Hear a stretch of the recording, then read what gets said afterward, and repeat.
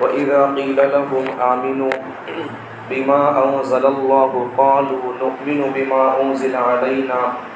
وَيَكْفُرُونَ بِمَا وَرَاءَهُ وَهُوَ الْحَقُّ مُصَدِّقًا لِمَا مَعَهُمْ قُلْ فَلِمَ تَقْتُلُونَ أَنبِيَاءَ اللَّهِ مِن قَبْلُ إِن كُنتُم مُّؤْمِنِينَ وَلَقَدْ جَاءَكُم مُوسَىٰ بِالْبَيِّنَاتِ ثُمَّ اتَّخَذْتُمُ الْعِجْلَ مِن بَعْدِهِ وَأَنتُمْ ظَالِمُونَ وَإِذَا قِيلَ لَهُمْ آمِنُوا بِمَا أَنزَلَ اللَّهُ جب یہودیوں سے بنی اسرائیل سے کہا جاتا ہے کہ ایمان لے کر آؤ اس چیز پر جس کو اللہ نے نازل کیا، مطلب قرآن پر ایمان لے کر آؤ جب یہودیوں سے کہا جاتا ہے، قالوا وہ لوگ کہا کرتے تھے نؤمن بما انزل علینا ویکفرون بما وراءہ، بما انزل علینا اللہ ہم پر جو کتاب نازل کیا ہے بس ہم اسی پر ایمان لاتے ہیں، ویکفرون بما وراءہ ہمارے اوپر نازل ہوئی سو کتاب کو چھوڑ کر ہم دوسری کتابوں پر ایمان نہیں لاتے، مطلب تورات کو چھوڑ کر ہم دوسری کتابوں کو مانتے نہیں۔ وَهُوَ الْحَقُّ مُصَدِّقًا لِمَا مَعَهُمْ جبکہ یہ کتاب ان کو کہا جا رہا ہے اس پر ایمان لاؤ، تو وہ لوگ کیا بول رہے ہیں؟ تورات کے علاوہ ہم کسی پر ایمان نہیں لاتے،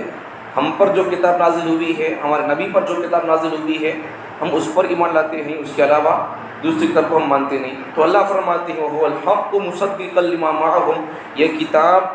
سچی اور حق ہے، اور یہ کتاب تمہارے پاس کتاب کی بھی تصدیق کرنے والی ہے۔ قُلْ فَلِمَ تَقْتُلُونَ أَنبِيَاءَ اللَّهِ مِن قَبْلُ إِن كُنتُم مُّؤْمِنِينَ اللہ تعالیٰ فرماتے پیغمبر تم کہو ان لوگوں سے، یہ لوگ انہوں کیا بول رہی ہیں؟ ہمیں ہمارے اوپر نازل ہوئی اس کتاب پر ہم ایمان لے کر آتے ہیں، ہمارے علاوہ دوسری کتابوں پر ہم ایمان نہیں لاتے۔ تو اللہ ان سے ایک الزامی جواب اللہ دے رہے ہیں ان کو کہ پیغمبر تم ان سے پوچھو کہ اگر تم سچے مومن ہو تو پھر تم مطلب نبی کے زمانے سے پہلے کے یہودی، بنی اسرائیل کے یہودیاں، موسیٰ علیہ السلام کے زمانے سے نبی صلی اللہ علیہ وسلم سے کہا جا رہا ہے کہ نبی صلی اللہ علیہ وسلم کے زمانے کے یہودیوں سے پھر تمہارے بڑے لوگ اگر تم سچے مذہب پر ہیں، سچی کتاب تمہارے پاس ہے، تو پھر تمہارے بڑے لوگ اپنے زمانے کے نبیوں کو کیوں قتل کیے؟ یہ کیا کتاب لکھو تھا سو تورات کے اندر نبیوں کو قتل کرو بول کو، پھر تمہارے بڑے لوگوں کا قتل کی نبیوں کو، اب یہ کس پر ایمان ہوا؟ تورات پر ایمان ہوا یہ۔ وَلَقَدْ جَاءَكُم مُوسَىٰ جب حضرت موسیٰ علیہ السلام آئے ان کے پاس بالبینات معجزات لے کر آئے، ثُمَّ اتَّخَذْتُمُ الْعِجْلَ مِن بَعْدِهِ پھر موسیٰ علیہ السلام جب تورات لانے کے لیے طور پہاڑ پر گئے تو یہ لوگ ثُمَّ اتَّخَذْتُمُ الْعِجْلَ موسیٰ علیہ السلام کے من بعدہ طور پہاڑ پر تورات لانے جانے کے لیے گئے تو ان کے جانے کے بعد انہوں نے بچڑے کو اپنا خدا بنا لیا۔ وَأَنْتُمْ ظَالِمُونَ یہ تو ظلم کے لوگ کر کے مرے۔ بنی اسرائیل یہودیوں سے جب کہا جاتا تھا کہ تم کتاب پر اس کتاب پر ایمان لے کر آؤ جو اللہ نے نازل کیا ہے، قرآن پر ایمان لے کر آؤ، تو وہ لوگ کیا بولتے تھے؟ نہیں نہیں نہیں، ہمیں ہمارے نبی پر جو کتاب نازل ہوئی ہے، ہمارے نسل کے پیغمبروں پر جو کتاب نازل ہوئی ہے تو ہمیں اس پر ایمان لے کر آتے ہیں، اس کے علاوہ ہم دوسری کتابوں کو ہم مانتے نہیں بول کر یہ لوگ ایسا بول رہے ہیں، جبکہ ایسی بات نہیں ہے۔ اللہ تعالیٰ جس کتاب کو نازل کرتے ہیں سب کتابوں کو ماننا پڑتا ہے، ہمارے ایمانیات میں سے ہے یہ پوری کتابوں کو ماننا۔ اب اگر قرآن بھی یہ بول سکتا تھا نہیں کہ ہمیں کہیں تمہاری کتاب کو ماننا، قرآن اگر یہ بول سکتا تھا کہ میں بھی حق ہوں لیکن میں تمہاری کتاب کو نہیں مانتا، ایسا بول سکتا تھا، لیکن قرآن کیا بول رہا ہے؟ میں سچ ہوں، سچا ہوں، سچے کی طرف سے آیا ہوں، سچے پر نازل ہوا ہوں، سچا لے کر آیا ہے، لیکن میں پھر بھی تمہاری کتاب کی، تمہارے پاس موجود کتاب کی میں تصدیق کرتا ہوں۔ یہ بات ہے، اس مطلب کیا ہے؟ ان لوگوں کو بھی ایسا ہی اس کتاب پر ایمان لانا چاہیے تھا جیسا وہ یہ جب کتاب بول رہی ہے وہ سچ بول کر تمہاری کتاب ہے، تو ان کو بھی چاہیے تھا کہ وہ لوگ ایسا بولتے یہ بھی سچ ہے، اس کے یہ جس پیغمبر پر نازل ہوئی ہے وہ بھی سچے پیغمبر ہے، ایسا تصدیق کرنا تھا، لیکن وہ لوگ الٹا ہو گئے، اپنی کتاب کو خالی سچا مانتی کہتے ہیں، دوسری کتابوں کو سچا نہیں مانتے کہتے ہیں۔ ہمارے اوپر جو کتاب نازل ہوئی ہم اس کو مانتے ہیں، نؤمن بما انزل علینا ہم پر اللہ نے جو نازل کیا ہم اسے مانتے، بس اس کے علاوہ ہم دوسری کتابوں کو نہیں مانتے۔ اللہ فرماتے ہیں یہ بھی سچی کتاب ہے 600، اسے بھی مانو، یہ بھی حق ہے، وَهُوَ الْحَقُّ، یہ بھی سچ ہے۔ جب حق والوں کی ذمہ داری کیا ہوتی ہے، ان کا فریضہ کیا ہوتا ہے کہ وہ لوگ حق کو وہ لوگ ایکسیپٹ کرتے، مانتے ہیں وہ لوگ۔ ایک تو اللہ ان کو ایک جواب دیا، تحقیقی جواب، تم اگر اپنے آپ کو اہل حق میں سے بولتے ہو، سچے بول کر بول رہے ہیں اپنے آپ کو، تو پھر یہ بھی حق ہے۔ حق والوں کو چاہیے کہ وہ حق کو مان لیں، جیسے تورات حق ہے، ہماری طرف سے آئی ہوئی، اللہ فرماتے ہیں وہ ہماری طرف سے آئی ہوئی ہے، یہ بھی ہماری طرف سے آئی ہوئی ہے، اسے اتارنے والے ہمیں ہے تو اسے اتارنے والے ہمیں ہے۔ تم اپنے آپ کو بول رہے ہو کہ ہمیں اہل حق ہے، جنتی ہے، تو پھر اس کو ماننا اگر جنت میں جانے کا ذریعہ ہے تو پھر اس کو ماننا بھی جنت میں جانے کا ذریعہ ہے۔ یہ تو اللہ تحقیقی جواب دیے۔ دوسرا اللہ الزامی جواب دے رہی ہے ان کو۔ الزامی جواب کئی طرح کا اللہ دے کر ہے۔ نمبر 1 آگے اللہ فرماتے ہیں وہ مصدقا لما معہم، الزامی جواب۔ دیکھو مصدقا لما معہم، یہ کتاب تو تمہاری کتاب کو مان رہی ہے۔ جب یہ کتاب تمہاری کتاب کو مان رہی ہے کا مطلب کیا ہے؟ اگر تمہیں سچے یہودی ہو، سچے تم تورات پر عمل کرنے والے ہو، تو پھر تمہارا اس کتاب کو بھی ماننا تمہارے مذہب پر پکا ہونے کی نشانی ہے۔ اب جب تم یہ کتاب تمہاری کتاب کو مانتی ہے، تمہیں اس کتاب کو نہیں ماننے کا مطلب کیا ہے؟ تمہیں اس کو بھی نہیں مانتے، تورات کو بھی نہیں مانتے، مطلب اس کا مطلب کیا ہے اس کا؟ مثال کے طور پر سمجھانے کے لیے،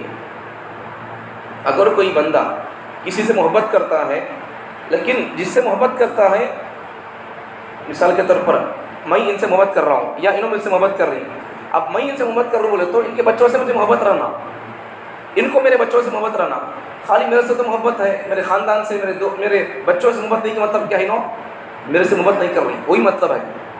جب قرآن ان کی کتاب کی تصدیق، اچھا اگر قرآن ان کی کتاب کی تصدیق نہ کرتا، نہ مانتا تو انکار الگ بات تھی، لیکن تب بھی انکار کرنے کی کوئی وجہ نہیں ہے۔ کوئی اشکال ہو، کوئی اعتراض ہو تو پوچھ لے کر اسے کلیئر کر کے پھر ماننا چاہیے تھا، لیکن یہاں کوئی ایسی بات نہیں ہے۔ پھر بھی یہ لوگ قرآن جب کہ ان کی کتاب تصدیق کر رہی ہے، پھر بھی ان کی کتاب کو تصدیق کرنے کے بعد بھی ان لوگوں کا قرآن کو نہ ماننا اور پھر یہ کہنا کہ ہمارے اوپر جو کتاب نازل ہوئی ہے ہم اسے مانیں گے، اس کے علاوہ ہم کسی کتاب کو نہیں مانیں گے، یہ ان کی ذاتی حسد کی وجہ ہے۔ بس بتائیے، کوئی اور بات نہیں ہے، ذاتی حسد ہے بس۔ بلکہ اور آگے بڑھ کر کہیں تو ذاتی حسد یہ ہے سوچے۔ دوسری بات کیا ہے؟ یہ لوگ تورات کو بھی نہیں مان رہی، قرآن کو بھی نہیں مان رہی، محمد صلی اللہ علیہ وسلم کو نہیں مان رہی، موسیٰ علیہ السلام کو نہیں، کسے نہیں مانتے ان لوگ۔ ان کے پاس ان کا ایمان کا نشانی کیا ہے بولو؟ ان کا ایمان بولتے نہیں ان لوگ، ہمیں اللہ ہمارے کو بولے سو کیا بول کر تورات پر عمل کرو بول کر بولی اللہ تعالیٰ، دوسروں کو ہمارے کو اللہ ماننے کا سے بولے نہیں بول کر تورات پر چلتی میں بول کر، تو ان کا اس کا مطلب کیا ہے؟ ان لوگوں کے پاس تورات بھی نہیں ہے، شریعت موسوی بھی ان کے پاس ایمان نہیں ہے، بلکہ ان کے پاس کیا ہے؟ خواہشات نفسانی کا اتباع ان کے پاس ایمان ہے، وہی ہے۔ یہ لوگ کسی بھی نہیں مانتے، کس پر بھی عمل نہیں کرتے۔ آگے دیکھو، ایک بات تو ماننے کے لیے ایک تحقیقی اللہ کو جواب دیا، جب تم اہل حق میں سے اپنے آپ کو بول رہے ہو تو پھر اس حق کو تم کو ماننا چاہیے، جب یہ حق تمہارے حق کتاب کی تصدیق کر رہی ہے، ایک وجہ تو یہ۔ آگے دیکھو، اللہ ایک جواب دے رہا ہے ان کو۔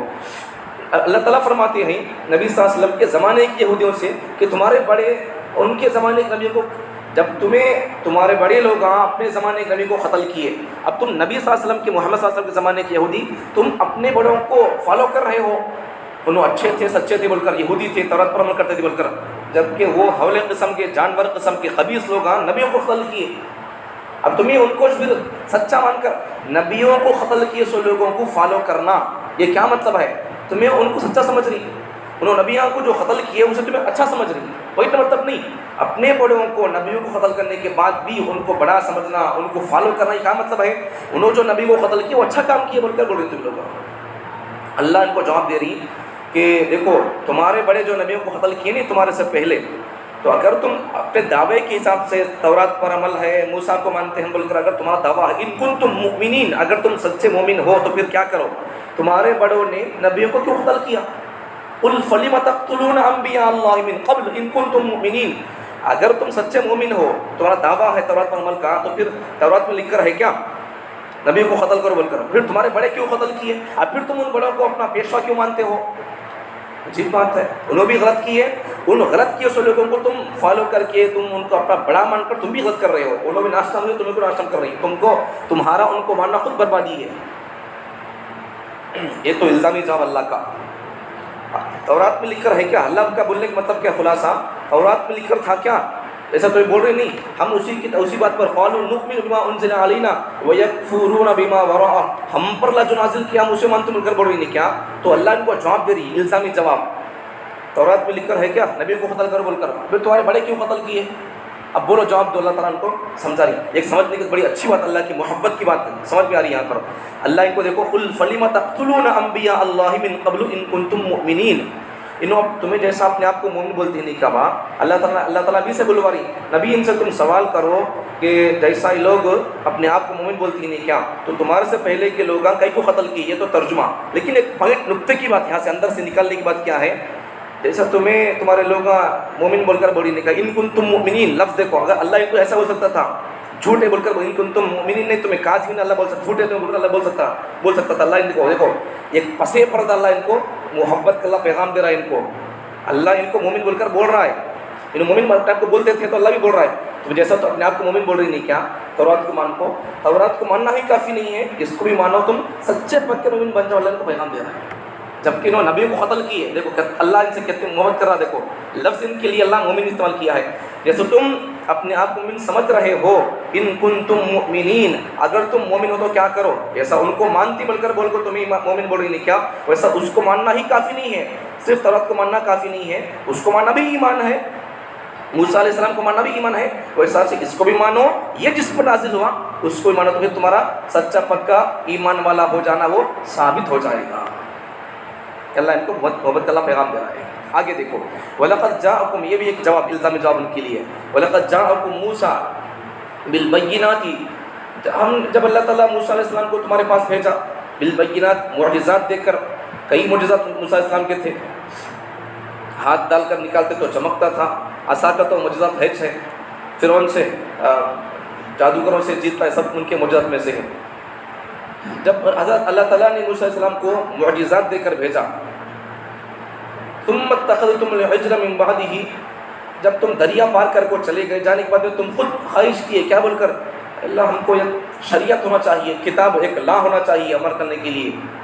جب تمہیں خواہش کیے تو ہماری بھی خواہش تھی، دے دیے کتاب موسیٰ علیہ السلام کو بلا کر۔ جب موسیٰ علیہ السلام کو ہم کتاب دینے کے لیے بلائے کو طور پہاڑ پر،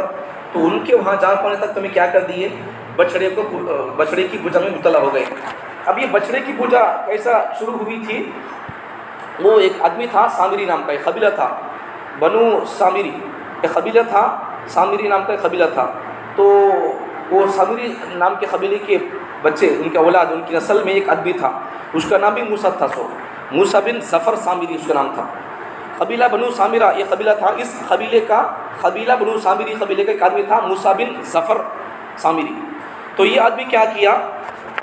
جب یہ لوگ پار ہو کر چلے گئے، نئی بات ہے، یہ نئی بات، پہلی بات پڑھنے کو ملی ہے یہ بات، آگے سنو پہلی بات، نئی بات کیا ہے اس میں، جب دریا پار کر کو چلے گئے، جانے کے بعد میں جب دشمن غرق ہو گیا،